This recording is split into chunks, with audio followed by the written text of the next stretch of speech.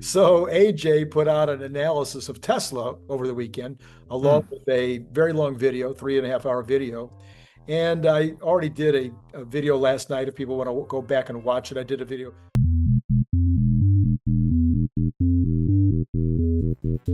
last night where I talked about where I agreed with him, where I didn't agree with him. But I wanted to bring two thoughts up with you just to get your opinion. He has in his deal, he in 2027 still has the energy storage business relying on just the 3 factories. In your worst nightmare, Larry, do you think that Tesla will stop building mega factories anytime soon?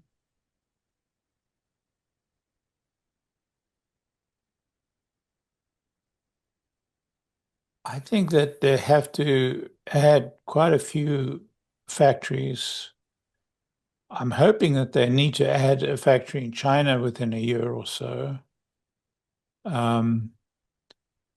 I think Europe must have a factory. I can't see shipping that stuff to Europe, constantly shipping that stuff to Europe. So, I think that within a year, 2 factories would probably be the right number. And if I'm a little bit too ambitious, maybe 2 factories over the next 2 years. But my own guess would have been 2 factories within a year. Oh, okay. Yeah.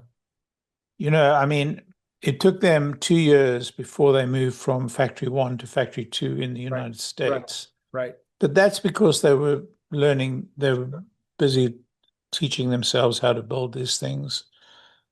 So, and the fact that they built both factories on the West Coast is an indicator to me that they're going to need something on the East Coast. Right.